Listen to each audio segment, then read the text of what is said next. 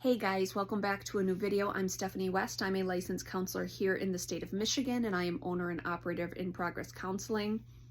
Today we're going to talk about the importance of clinical lenses or therapeutic lenses, because what is being kind of talked about in the room and maybe what labels are being bandied about, what they're going to do is influence where we move throughout the therapeutic alliance.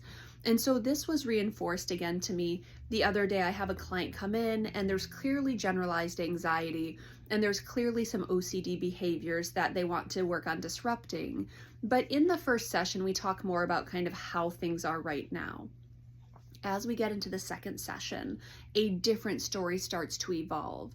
And it's actually pretty interesting because it was a throwaway comment where the client said something to the effect of, yeah, X, Y, and Z happened and I know it kind of changed me and, things have turned out okay.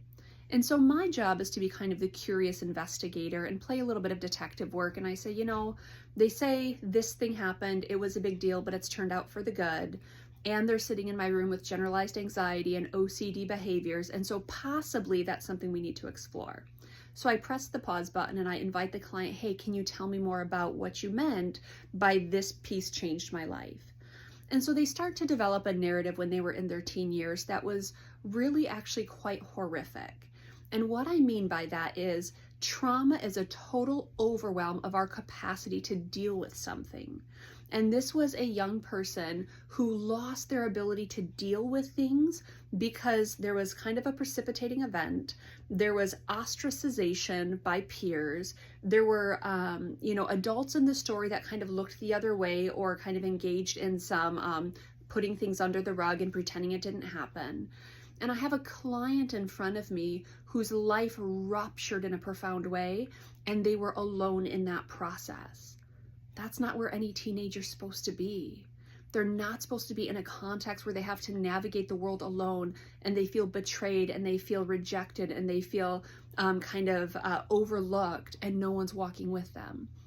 So as much as clients saying like, yeah, that was hard, but it turned out for the better, what that actually translates into is, yeah, that was hard, and I've spent my life ensuring, number one, that I never make a mistake again, which is its own prison to live in, and number two, I don't trust a single soul. Now, I'm being a little dramatic because the client coming to see me is an indication that they want to practice trusting and that they want to practice working through stuff. But the reality is that moment was an event that altered the course of things. And so now living a life where they hyper-organize and where they're scared of many different things and they no longer trust people, that is an indication that we are dealing with a post-trauma response. So yes, generalized anxiety, the world feels uncertain and unsteady. That's actually quite typical with young adults. Yes, OCD, meaning I organize my world very specifically to kind of feel the illusion of control. That's actually quite common. But lenses matter because now we're operating from a PTSD framework because there was this event that disoriented, overwhelmed, and immobilized this person. And when they rebuilt in a way that said, I can't make mistakes and I can't trust people.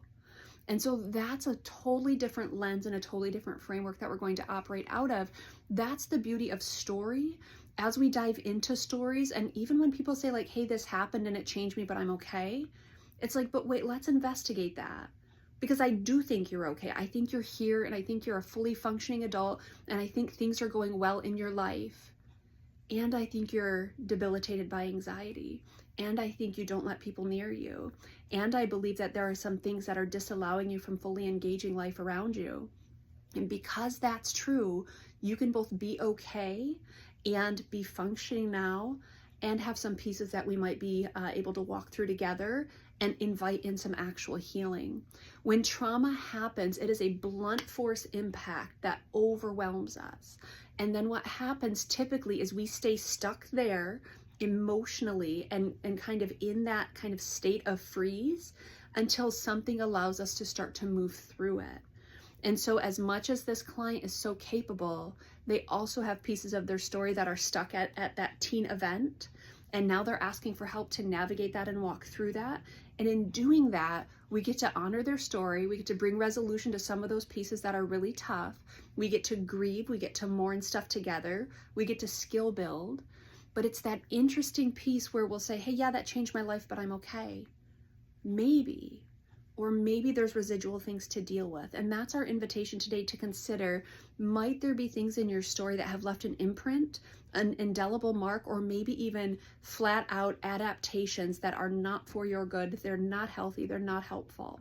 That is a place where therapy can be really, really valuable. And we listen to our throwaway comments of like, yeah, this tragic thing happened, but I'm okay. Maybe you are. But maybe there's also elements of healing that can happen in your story if you get someone to walk alongside of you and wonder together, hey, maybe there are pieces here that I need to explore a little bit more, pieces I need to make sense out of, and pieces I need someone else to hold with me.